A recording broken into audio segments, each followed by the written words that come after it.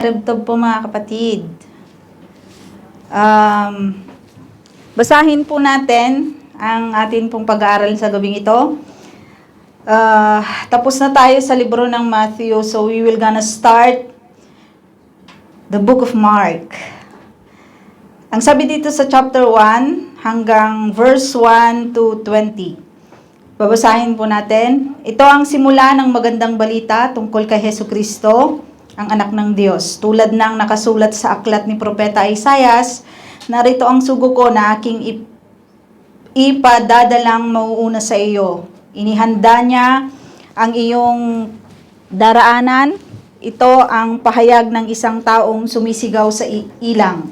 Ihanda ninyo ang daraanan ng Panginoon. Gumawa kayo ng mga tuwid na landas na kanyang lalakaran. At dumating nga sa ilang si Juan na taga-bautismo na nangangaral, pagsisihan ninyo talikuran ang inyong mga kasalanan at pabautismo kayo upang kayo'y patawarin ng Diyos. Halos lahat ng taga-Judea at taga-Jerusalem ay pumunta kay Juan. Ipinahayag nila ang kanilang mga kasalanan at sila'y binautismuhan niya sa ilog Jordan. Ang damit ni Juan ay yari sa balahibo ng kamelyo at balat naman ng hayop ang kanyang sinturon. Ang kanya namang pagkain ay balang at pulot-pukyutan. Ito ang ipinapahayag niya sa mga tao. Ang darating na kasunod ko ay higit na makapangyarihan kaysa sa akin. Ni hindi ako karapat-dapat yumukod at magkalas man lamang ng tali ng kanyang sandalyas. Binautismuhan ko kayo sa tubig, ngunit babautismuhan niya kayo ng Espiritu Santo. Nang panahong iyon, dumating si Jesus mula sa Nazareth sa Galilea at siya'y binautismuhan ni Juan sa ilog Jordan. Pagkaahon ni Jesus sa tubig, nakita niyang bumukas ang kalangitan at bumaba sa kanya ang Espiritu na tulad ng isang kalapati. Narinig niya ang isang tinig na mula sa langit at nagsasabing, "Ikaw ang minamahal kong anak, lubos kitang kinalulugdan."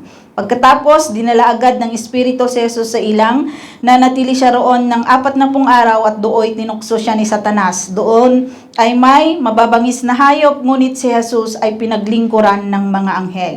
Nang ibinilanggo si Juan, nagpunta si Jesus sa Galilea at ipinangaral doon ang magandang balitang mula sa Diyos. Sinabi niya, dumating na ang takdang panahon, malapit nang maghari ang Diyos, kaya magsisi na kayo't talikuran ang inyong mga kasalanan, paniwalaan ninyo ang magandang balita. Habang naglalakad si Jesus sa tabi ng lawa ng Galilea, nakita niya ang magkapatid na si Simon at Andres na nanghuhuli ng isda sa pamamagitan ng lambat. Sila'y kapwa mga mangingisda. Sinabi ni Jesus sa kanila, "Sumunod kayo sa akin at kayo'y gagawin kong mangingisda ng mga tao." Pagkasabi niya nito ay agad iniwan ng magkapatid ang kanilang mga lambat at sumunod sa kanya. Nagpatuloy siya sa paglalakad at sa di kalayuan ay nakita naman niya ang magkapatid na Santiago at Juan na mga anak ni Zebedeo. Sila ay nasa kanilang bangka at nag-aayos ng mga lambat. Tinawag din sila agad ni Jesus at sila ay sumunod din sa kanya. Iniwan nila sa bangka ang kanilang ama na kasama ang kanilang mga upahang manggagawa. Let us pray. Heavenly Father, we thank you for the privilege to hear your word tonight, O God. We entrust, O Lord, your word. May you penetrate, O God, the heart, each and every one. O God, may you sustain the need of every soul, Panginoon, sa gabi na ito. Ano man po ang mga bagay na ito, kita nyo po, O God, at walang lihim sa inyo. Kaya nga, Ama, you may bless your word, O God. May you do the purposes of your word tonight, Panginoon. At nawa ay magkaroon po ng bunga sa amin pong mga buhay, O God, ang mga salitang ito. Nawa, ito ay maging encouragement, Panginoon, sa amin, sa kabila ng mga pinagdadaanan namin, sa kabila ng mga nangyayari sa paligid namin. May you give us boldness, Lord, to receive this word tonight. May you teach us, O God, tonight. May the Holy Spirit move, Panginoon, sa gabing ito. In Jesus' name we pray. Amen. mahaba-haba ang ating sermon, mga kapatid. Walang uuwian. Matutulog tayong lahat sa flat. Kaya, sino bang uuwi? Nako, delikado. Matatapos tayo mga 9:30. Ayan. So, praise God. At yung mga iba ay nandito. Praise God. Yung mga iba ay matutulog sa flat. At makakasama natin ng medyo mahaba-habang panahon. At makakakwentuhan. Na-miss nyo ba yung mga nag-abroad? Yes na yes. Ayan, dumating na po sila. Salamat sa Lord. Nawa, lagi-lagi, mga kapatid. So, we finished the book of Matthew, mga kapatid. Masaya po ba kayo na natapos natin ang librong more than how many years ba, Pastora? 2 years ata? Ilang years na ba nawala si Demi? Almost 2 years. Natapos natin yung book, di ba, ng Matthew. Salamat sa Lord. May naiwan po ba sa atin? May naalala pa ba kayo sa atin pong mga pinag-aralan? At sa gabing ito, we will open another book, and the book of Mark. The Spirit of God chose 4 people, di ba? 4 author na ginamit niya na magbahagi, magsulat ng kanya pong history, ng kanyang buhay, ng kanyang trinabaho dito sa lupa, even the death and His resurrection. And they are Matthew, Mark, Luke, and John. At sinulat po nila ito sa iba't ibang places, iba't ibang panahon. But we can see, mga kapatid, the authenticity of these books. They are harmonized. Walang contradiction. Di po ba sa kanila? Kung titignan natin, walang kontra sa isa. So, ibig sabihin, it is a testimony really doon po sa buhay ng ating Panginoong Hesukristo. So, the Gospel of Mark was written by Mark sa lugar po ng Rome, sa mga Gentiles. At sinasabi sa mga aklat, sa mga pag-aaral, di ba, ng mga nauna ng mga Kristiyano na si Mark ay it's an action gospel kasi mabilis yung kanya pong mabilis lang yung kanya pong pagsusulat. So kilalanin natin who is this man who called Mark. Sino ba si Mark? Sabi ko, Pastor, mahaba-haba, tas dinagdagan yung ating aaralin sa gabing ito. So who is Mark?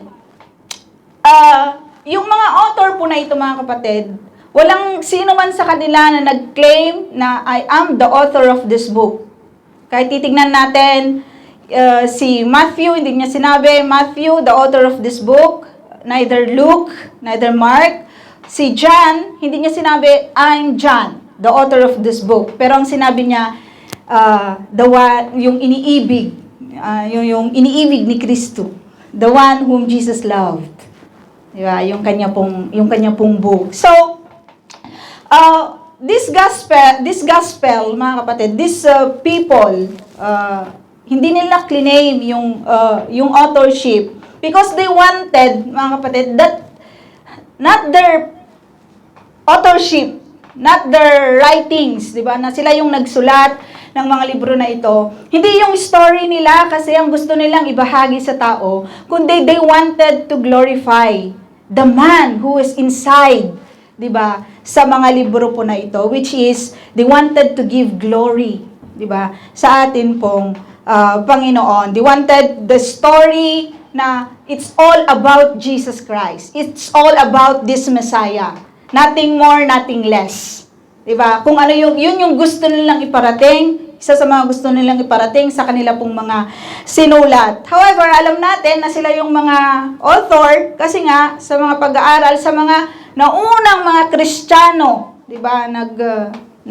Nagtitestify na sila po yung mga author ng mga aklat po na ito. So, let's begin. Get to know Mark.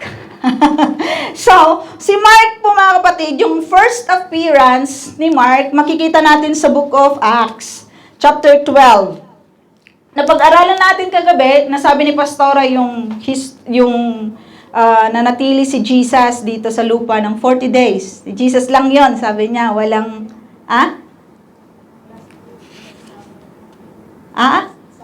Ay, last, sa ano yung sinabi ko? Ay, kagabi ba? Naku, nalito na sa bomba. Nalito na sa bomba. Last Saturday pala yung mga kapatid, last meeting natin dito sa church. Si Pastora, tinuro niya sa atin yung 40 days na nagturo si Jesus. And Jesus told to the people, to the disciple, the Holy Spirit will come upon you. You'll be witness unto me in Jerusalem, Judea, Samaria, and the uttermost part of the earth. At sa Acts, mga kapatid, yung half ng Acts, libro po ng Acts, makikita natin na it's in Judea, Samaria, yung places po na iyon. At ang dominante na nagpipreach sa mga kapanahunan na iyon, si Peter. And the other half is, makikita na natin si Pablo. When nakita natin na siya yung preacher sa mga kapanahunan na iyon, may kwento doon na nakulong si Peter, 'di ba? Tapos nakalas siya, dinala siya ng anghel doon sa, and then Peter na-realize na ang akala ni Peter pa nga, 'di ba, na pangitain na yung nangyayari sa kanya, that story, 'di ba, ng kanya pong pagkakulong kasi na pinatay si James, na martyr si James after nakita ni Herodes na nasiyahan yung mga Hudyo. Dinakip nila si Peter, kinulong nila, tapos ipapapatay. Pero niligtas po siya ng Panginoon at dinala siya, di ba? Sinave siya ng Lord. Sinave po si Peter.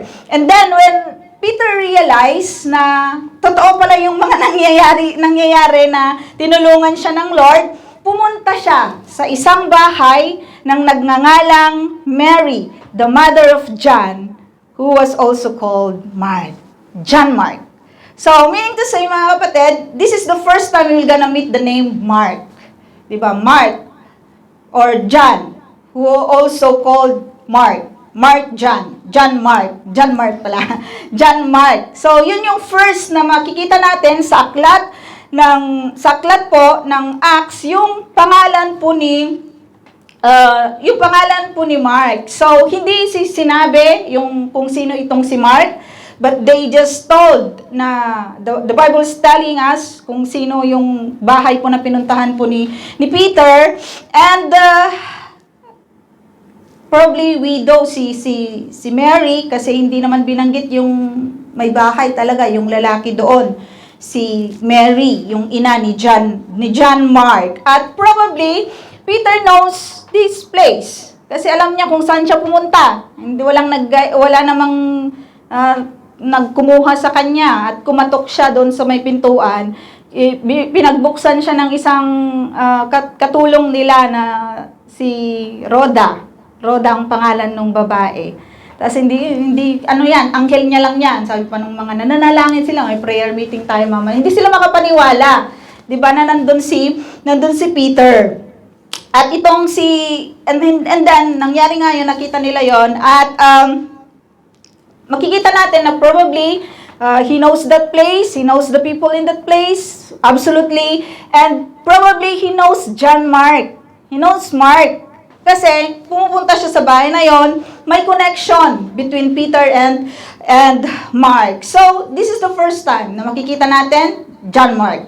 And then, Paul and Barnabas, pupunta sila sa Jerusalem para ihatid yung mga tulong ng mga kapatid na sa Antioch. And then, they wanted to return sa place ng Antioch para sa kanilang responsibility doon po sa place na yon. And the only person they take with them is sino? Si Mark. So makikita na naman natin yung pangalan ni Mark. So, who is this Mark? 'Di ba? This is the first na makikita natin na kakasamahin sila ni Mark. Walang indikasyon dito na sinasabi na he's not a preacher, he is not a teacher, he is not a pastor, he is not like that. Wala siya doon sa mga character na sa mga binanggit natin na iyon. We didn't know about this man on that point of time. And then, why they took this man? Sabi sa Colossians 4:10, mga kapatid, na si Mark is the cousin of Barnabas. Pinsan pala siya ni Barnabas. So, probably Barnabas knew this man, knew the talent of this man, makakatulong siya, 'di ba, sa ministry, knew the gift nitong si Mark.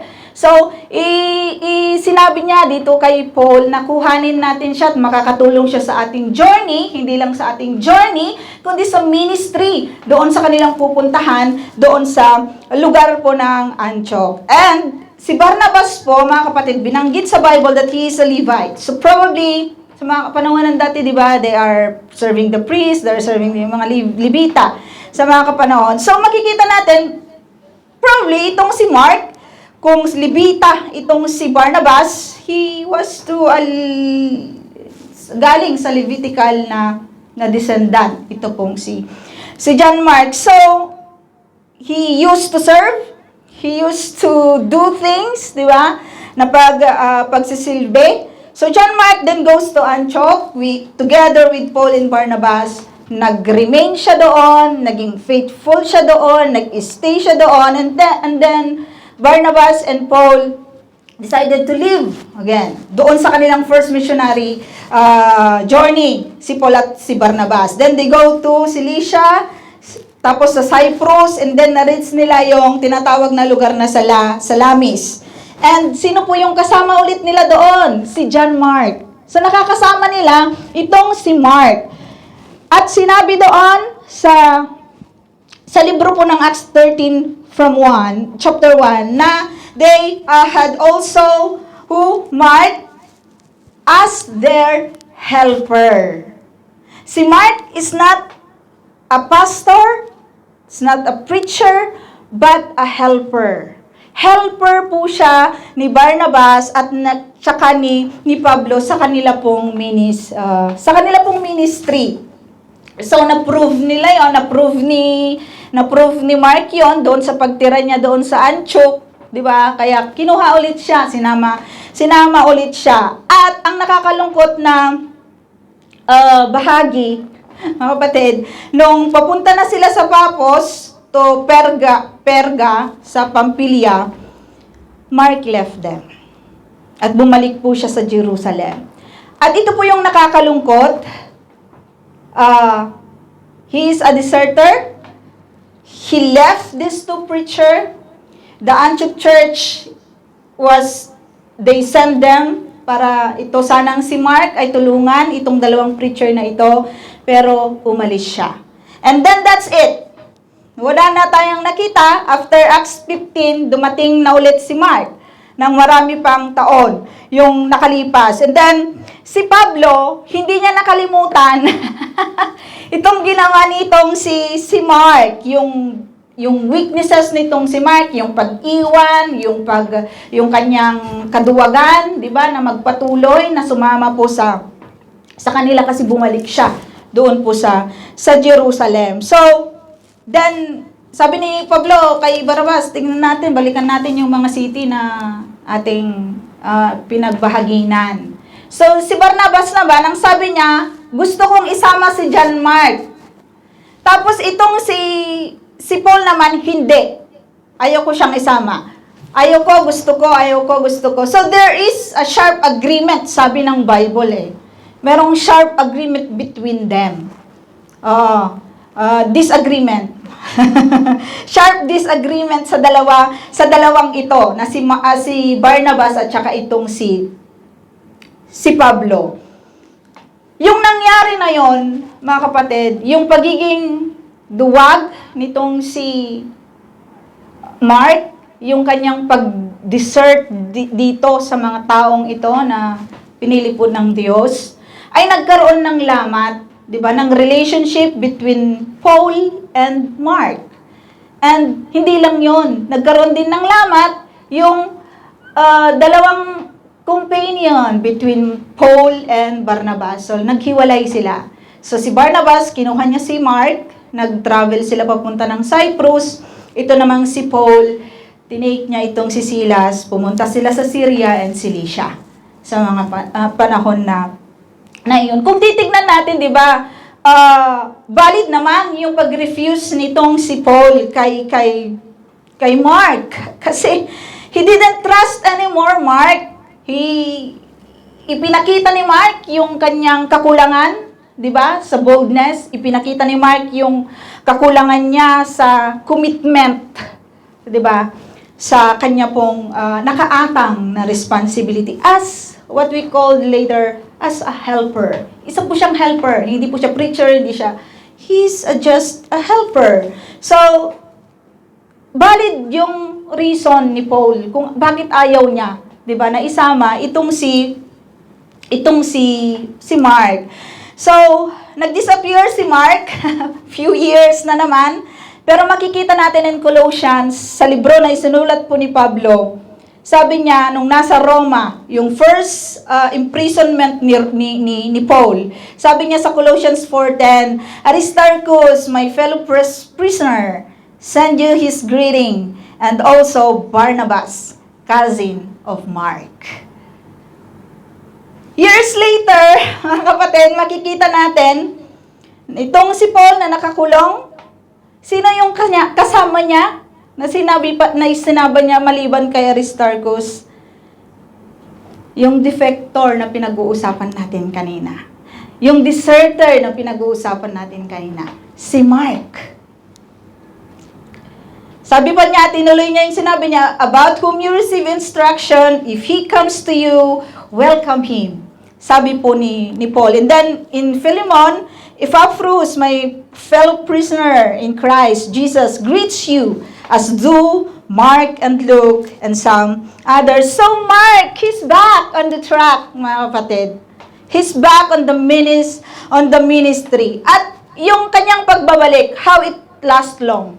Mga kapatid, nakasama po niya itong is he desert again, Paul? Makikita natin sa huling yugto ng ministry po ni Pablo, sabi niya kay Timothy, pumunta ka dito Timothy, kailangan ko ng companion mo kasi itong si Demas, sabi niya, minahal na niya ang mundo at umalis na siya. Sabi niya kay Timothy. Pero anong sinabi niya? Pick up Mark kasi nakakatulong siya sa aking ministry. From the time na yung first imprisonment po ni Pablo, ang kasama niya, si Mark. Yung later part ng kanyang buhay, gusto niyang makasama na isama ni Timothy, si Mark. Di ba? Yung kanya pong gustong kasamahin. Ito po yung story ni Mark. This is the author of this book, mga kapatid. He is not an apostle like Matthew. He is not a doctor like Luke. He is not hindi siya yung may title na iniibig ni Jesus. Alam mo yung title niya? A helper. Yun po yung trabaho nito pong si Mark. But what a privilege he has, mga kapatid, na makasama itong si Pablo, makasama na nagkaroon ng lamat yung kanilang relationship between Paul, di ba? And then years later, na-restore by the grace of God. And Paul loved this man. Paul trusted this man na sinend niya sa church ng Colossian on his behalf. At sa kanyang, in the end of life nitong si Paul, ay gusto rin niya, di ba, na makasama itong si Mark. You know what, mga kapatid? Those people used by the Lord. Yung mga tao, di ba, na recovering sinner, yung mga tao na restore, di ba, restored yung kanilang mga ginawa, recovered, di ba, na mga defective na mga tao. And yung privilege ng tao po na ito, na si Mark, mga kapatid, even he rejected, di ba, yung pribilehyo na makasama sila Paul at Barnabas, but then restored by the grace of God. At naging isa siyang helper nitong si Paul, naging friend niya itong si Paul. At hindi lang doon nagtatapos. Nakasama niya si Peter. Nakasama niya si Peter kasi nga bumalik siya sa Jerusalem, di ba? Nung iniwan niya yung mga dalawang ito. At nakasama niya itong si Peter, and the evidence of that ay sinulat po ni Peter sa kanya pong libro nung nasa Rome siya, sa 1 Peter chapter 5. Sabi niya doon, verse 13, sinulat niya, "So does my son Mark." Sabi niya, yung nagigreet siya doon. At malalaman natin doon, "So does my son Mark." So probably Peter is the spiritual father. Peter is the spiritual father nitong si Mark. 'Di ba? Probably naririnig na nga niya katulad ng sinabi natin kasi kanina kasi alam ni Peter kung saan siya pumunta na bahay.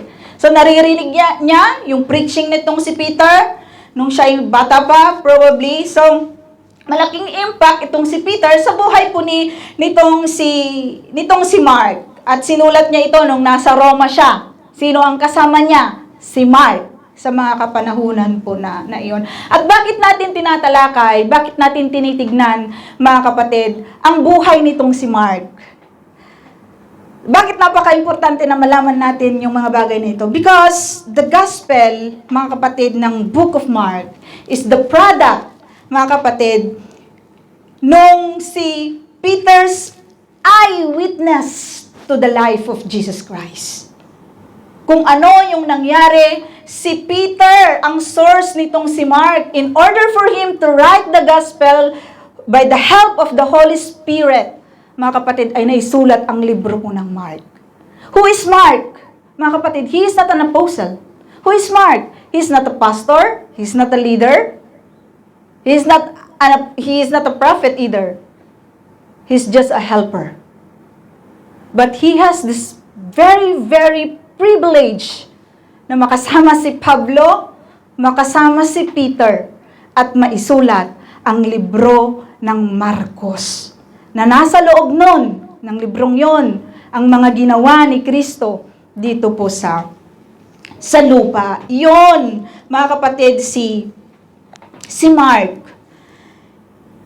Base ito sa lahat ng naririnig niya, na pag-uusapan nila ni Peter, kasi sa mga panahon na yun, sa Roma sila. So, every time Peter preached to the places, naririnig niya. And probably, naririnig na niya na ito.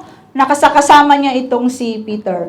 At, he is given this incredible, mga kapatid, and amazing privilege na isulat po yung patungkol kay Kristo, the gospel of Jesus Christ, the Son of God, under the inspiration of the Holy Spirit na nagkontrol sa lahat ng titik na isusulat nitong si John Mark.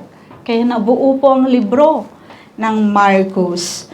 So, yun po yung buhay ng tao na ito.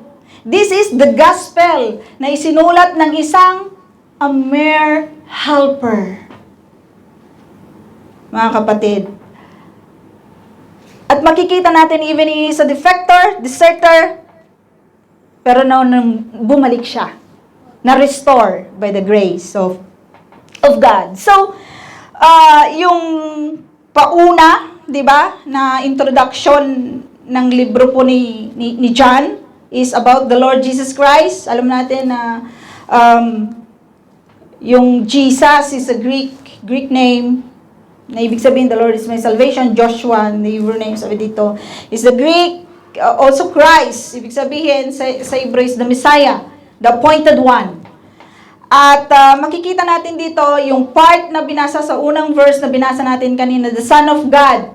It is a formation, the relationship between this Son and the Father, our Father in heaven. So, ang una doon, makikita natin yung buhay po ni John the Baptist. Sino ba itong si John the Baptist, mga kapatid? Napag-aralan natin ito, di ba, sa libro ng Matthew. Kung atin pong aalalahanin, siya po ay isang voice of the desert, na nag-e-echo sa desierto ng Judean desert. Tumira siya doon. At about 30 years old, sa mga panahon na yon, nag-appear siya preaching, di ba? Of repentance and forgiveness. At nagbabautismo siya Kaya nga siya pinangalanan na Juan na taga-bautismo. Ang kanyang ina, di ba, ay hindi baog, pero doon siya galing. Those are the grace of God in order to fulfill the purposes of God. Ito po yung buhay nitong si John, at he came, 'di ba, sa linya ng mga priest, pero yung kanyang ministry ay isa siyang propeta, 'di ba? Na si John. At makikita natin in his physical appearance, there is a message, 'di ba? Ano ba yung kanyang suot? Isang balahibo ng ng kamelyo, at yung kanyang belt ay belt ng hayop, galing sa hayop. Yung kanyang kinakain, 'di ba? Ay mga locust and honey. Yon yung kanyang kinakain. At everything about John in his appearance, mga kapatid, makikita natin na he's a humble, hindi kagaya ng mga Sadducees and Pharisees, di ba, that they're living in a luxurious life. Di ba? So, ito po ang forerunner, di ba, ng ating Panginoon. He was the first, di ba, na prophetic voice na nag-i-echo, na nagpi-preach pagkalipas ni Malakay. 'Di ba? Nag-silent 'yun eh. And then suddenly dumating, 'di ba? How many years ba yung maraming taon, 'di ba, yung silent after the last prophet, and then John came and preaching the repentance, the forgiveness of sin, even direct yung kanya pong pagpi-preach doon sa mga mga ulupong. Ganun siya. Ganun yung crying out, 'di ba? He is preparing the heart of the people of the coming Messiah. 'Di ba? Na mag-repent sila, 'di ba, sa kanila pong mga kasalanan, at prepara, 'di ba, yung daanan ng ating pong Panginoon, ang pagdating ng Messiah. And Jesus acknowledged, 'di ba, itong si John, na he is not only a prophet. Sabi ng ating Panginoon, he is more than, sabi ng ating Panginoong Jesucristo about kay John, he was the divinely appointed messenger ng ating pong Panginoon. At makikita natin yon, sinabi na yon sa mga propesiya ni Malakay. At yung mission po ni John, mga kapatid, according to Isaiah, sabi dito, the voice of the one crying in the wilderness, make ready the way of the Lord, make his path straight. This is the mission. And then preaching the repentance and faith, obedience, lay down your life, 'di ba? Baguhin at magpabautismo. Marami, 'di ba? Nabasa natin kanina, may mga pumunta, 'di ba? At sinabi yung kanilang mga kasalanan. And yung repentance na sinasabi nitong si John ay hindi yung repentance na just any change, na baguhin mo yung kanyang pananamit mo. Yung change na sinasabi niya, yung repentance na sinasabi po ni John, is to change from sin to righteousness. Yun yung sinasabi niya. Kaya nga sinabi niya, yung mga Pharisees and Sadducees magpapabautismo, kayong mga hulupong kayo. 'Di ba? Yun po yung kanya pong sinabi. And John wanted the people, the rebellious people, to lay down their pride, embrace yung buhay wholeheartedly in obedience, para they are ready, 'di ba, doon sa pagdating po ng Messiah. Pero nakakalungkot, 'di ba? Kasi hindi nila nakita yung pagdating. Yun yung isa sa mga iniyakan ng Lord eh. Bumisita ang Diyos pero hindi nakilala, 'di ba, ng Jerusalem. So, and then pagkatapos noon, yung baptism, 'di ba, ng atin pong, sabi ko sa'yo, mabilis lang yung ni John eh. Ni Mark. So, yung baptism, after that, nagpabautismo si Jesus. Yun niya yung first appearance, 'di ba, ng Lord, na mag-start na siya in his ministry to do really the will of the Father.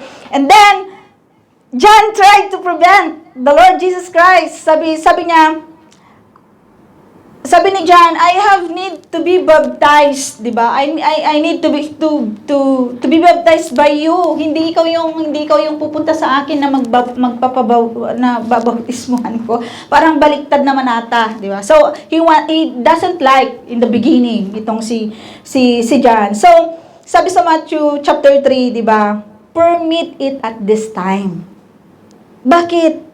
Sabi niya, bakit kailangang bautismuhan ka? Wala kang kasalanan. You are blameless, sinless. Ang yung mga nagpapabautismo ay yung mga makasalanan, di ba? Yung mga gumagawa ng kanilang mga kasalanan to repent and then be baptized. Sabi ni John. Yun yung kanyang yun yung kanyang preaching eh. Yun yung laman ng kanyang preaching, and then suddenly the blameless man, sinless man come, and then magpapabautismo siya kay John. Pero the Lord says, permit it this time. For in this way, it is fitting for us to fulfill all righteousness. Sabi ng ating Panginoong Jesucristo, to do everything what is righteous. Mga kapatid, it is an indication lang talaga the obedience, the heart of the Son of God. Mga kapatid, in obedience, di ba, sa lahat ng gusto ng Ama na gagawin niya, sumusunod siya. Hindi man kailangan, pero fitting for us, 'di ba? Sabi ng ating Panginoon, to fulfill all righteousness. Na supposed to be, he doesn't need to do that. Wala naman siyang kasalanan, pero gagawin niya 'yon, 'di ba? Para sa iyo at para sa akin. To fulfill all, 'di ba? The righteousness. So makikita natin yung heart ng Lord doon. He's so obedient, 'di ba? Sa nais ng Ama. Nais ng Ama, 'di ba, na magpabautismo, 'di ba? Ginawa niya 'yon. And who will gonna baptize? Yung nagbabaptize, sabi nga niya, hindi nga ako karapat dapat man lang na magkalas ng kanyang sandalyas. Pero it's the will of the Father. So ginawa nila yung pagbabautismo po na iyon. And then after that, the temptation of the Lord Jesus Christ. Mark doesn't give us any record about those, but Matthew, sa pinag-aralan natin sa Matthew, very detailed. Yung sinabi niya, yung ginawa ni Satan, yung sagot ng ating Panginoon. And then after that, nag-jump agad si Mark. Di ba? Nag-jump agad si Mark doon sa ministry ng ating Panginoon, beginning sa Galilea na. So, skip ni Mark yung mga initial na ministry ng ating Panginoon, yung sa Judea, sa Jerusalem, kasi marami pang nangyari doon, di ba, sa book ng Matthew, na pag-aralan natin, kagaya ng paglilinis ng temple, according sa mababasa din natin sa John, and then, yung mga iba pang ginawa ng ating Panginoon, and even yung pagpunta ng Lord doon sa Judea, di ba, doon sa Samaria, yung pag-meet niya doon sa Samarian woman, wala din doon, di din na binanggit ni John yon. So, agad-agad, ang isinulat ni Mark ay yung ministry ng Lord sa Galilea. At makikita natin na after the baptism, the temptation, and then suddenly the ministry in the Galilee. So, why does Mark do this? Bakit ganun na lang kabilis yung transition, di ba, ng pagsulat po nitong si Mark? Kasi si Mark, mga kapatid, gusto niyang i-establish sa atin yung nais ng Lord, di ba, na iparating sa bawat mananampalataya na doon sa simula ng ating binasa, we know, di ba, yung tignan natin ulit, yung Son of God, sabi doon, wait lang. Ayan. Basahin lang natin. Ito ang simula ng magandang balita tungkol kay Jesucristo, ang anak ng Diyos. So, this is the evidence, mga kapatid, na ito yung magandang balita, ito yung anak ng Diyos, this is the King, this is the Messiah, this is the God, this is the Anointed One. This is the thing that Mark gusto niyang iparating sa bawat isa, and this is his story, di ba? Ito yung story niya. And then Mark wants to lay, di ba, sa atin yung mga pangyayaring ito sa baptism, yung patungkol sa baptism na ito, bakit ginawa ito, di ba, to fit for us, to do all the righteousness, sabi ng ating Panginoon, to declare, di ba, na ito na yung Messiah, 'di ba? Sa atin in his writings. At makikita natin dito mga kapatid, doon even sa pagbautismo niya, nandun na yung authority as the Lord Jesus Christ will do the work, 'di ba? Ginagawa na niya yung dapat na gawin, 'di ba? Ng ibinigay ng Ama ang kanyang anak sa atin. At makikita natin doon mga kapatid na nais kong i-share sa ating lahat that there is an authority in these things.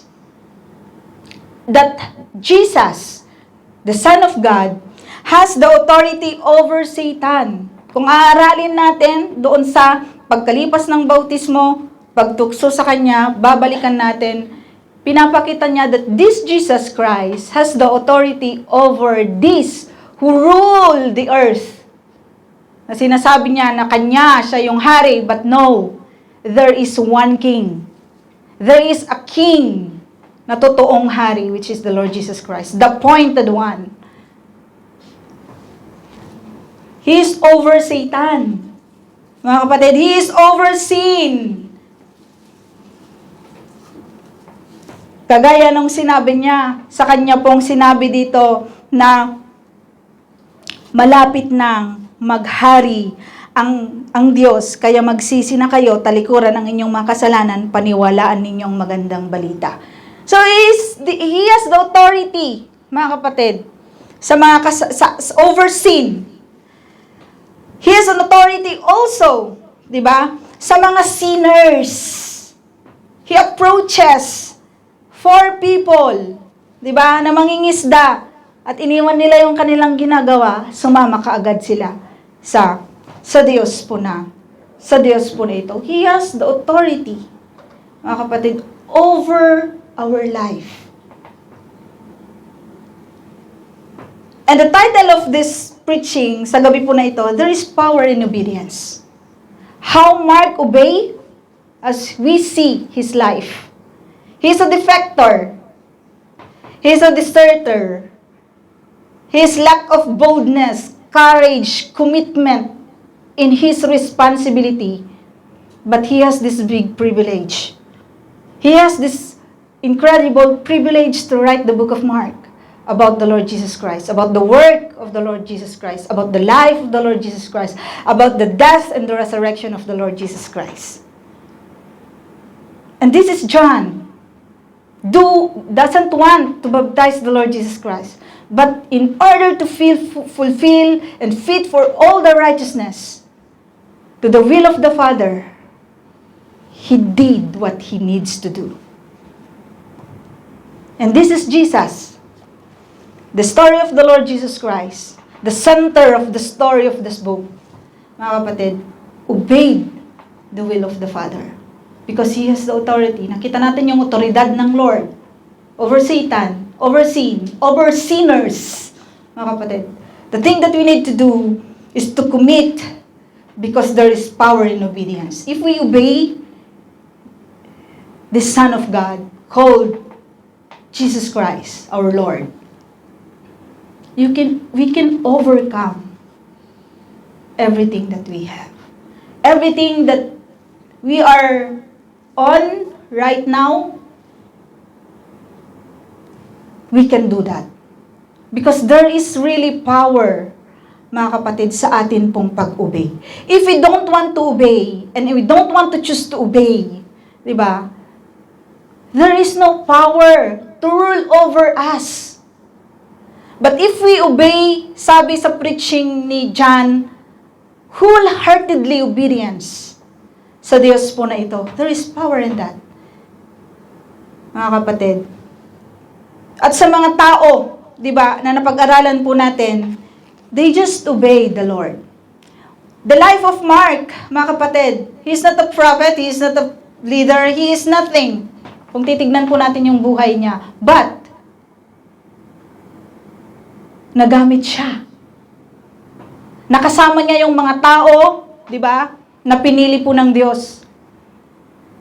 Na maging intimate, di ba, sa mga tao po na ito, na nakatulong sa Kanya in order for Him to write, di ba, the life of the Lord Jesus Christ. And by the control of the Holy Spirit, sa kanya pong buhay na isulat ang libro po ng Mark. We might see our life, mga kapatid, that is not so great. We might say, we are like Mark, that we are a defector, that we might just a mere helper, that we cannot be able to do just like preacher, just like a prophet, evangelist, and so on. But as you can see the life of Mark, God chose him to do a great, great book para may basihan tayo ng pag-aaral patungkol kay Kristo. We might, some of us like John, that we can see that we are not worthy to do things dahil hindi tayo karapat-dapat na gumawa ng mga bagay na iyon. Dahil it's so embarrassing sa harapan ng Lord. Dahil dapat tayo yung ginagawan ng mga bagay na iyon. But to fulfill all the righteousness, to fulfill the will of the Father, John did his job. John the Baptist did his responsibility as John the Baptist. We might like those people, mga kapatid. We might see our lives not worthy. But God called us like the 4 disciples, the 4 apostles on the last verses that we've read. They are just mangingisda, fishermen. But God said to them, gagawin ko kayong fisherman ng mga tao. God chooses those people. God doesn't choose perfect one. He chooses defector like Mark. He chooses fisherman like the 4 na atin pong nabasa kanila. He chose John the Baptist who just living in the desert. He doesn't have anything. Hindi siya mayaman. But God chose John the Baptist as a divine appointed one, the forerunner of our Lord Jesus Christ. We might not like the same with these people. But, my friend, sa gabi po na ito, you and me was called in the beginning of the earth. In the beginning pa ng mundo po na ito. You and me was called. Tinawag ka na. You didn't know that that's a big privilege to do the will of the Father. So, I encourage you. I'm not the one to judge you, but I'm the one to encourage you tonight. Mga kapatid, let us lay down this life and give thanks to this God who gave His life for you and me in order na tayo ay maligtas sa wrath ng kamatayan. And Jesus, the Lord, the Father, the Holy Spirit called us in the beginning of this earth to fulfill His purposes. Don't waste that life. Don't waste this life. Because the end of this earth, mga kapatid, ay malapit na. Malapit na malapit na. Kaya wag nating sayangin ang mga oras at sandali na ibinibigay sa atin ng Diyos upang gamitin ang buhay na ito na ibahagi ang kanyang pag-ibig, ibahagi ang kanyang salita, gawin ang tama, ibigay ang buhay ng tapat sa Panginoon na nagbigay ng katapatan ng buhay sa atin. Huwag nating sayangin. Kung naririnig natin ang tinig ng Diyos sa atin pong mga buhay, huwag nating patigasin yung ating mga puso. Huwag nating hayaan na mawala ang mga salitang ito na walang magiging silbi sa ating buhay. Nawa sa ating pag-uwi natin sa flat, sa ating mga trabaho, pagmuni-munihan natin ang ginawa ni Kristo. At hayaan natin na gawin ng Diyos ang nais niya sa buhay na pinili niya noon pa man bago likhain ang mundo na ito. Let us pray. Heavenly Father, we thank you, God, for your faithfulness. We thank you, Father, for your word. We thank you for your encouragement. We thank you for all the privileges that you've given to each and every one. Thank you, God, for choosing us. Lord, we might be a defector tonight. We might not doing the things that you want us to do. Father, forgive us and help us, Father. Give us the courage, give us the boldness, O Lord, to do your will habang kami po ay naghihintay ng inyo pong muling pagdating. Tulungan niyo kami, O God, na maisagawa namin ang mga naisin po ninyo na gawin po namin na katulad po ni Mark, na katulad po ni John, na katulad po ni Peter, na katulad po ni Pablo, na katulad po ng aming Panginoong Jesucristo. Maraming salamat, Panginoon, sa lahat ng pagbabago na ginagawa mo sa buhay namin, sa lahat ng mensahe, Panginoon, na ipinapakita mo sa amin, na nais mo po kami na gumawa sa nais mo. Patnubayan mo ang bawat isa sa amin, Panginoon, tulungan mo kami. Holy Spirit, we are seeking to you. Help us move in our heart, in our lives, sa paglabas namin sa iglesyang ito. Ikaw nawa yung manatili na bumago, magpatuloy, na magpaalala sa amin, sa lahat ng aming gagawin upang sa ganon, magampanan namin ang lahat ng nais ng Diyos Ama sa amin pong mga buhay. Maraming salamat. Ito pong aming dalangin sa matamis na pangalan ng aming Panginoong Jesucristo. In Jesus' name, Amen.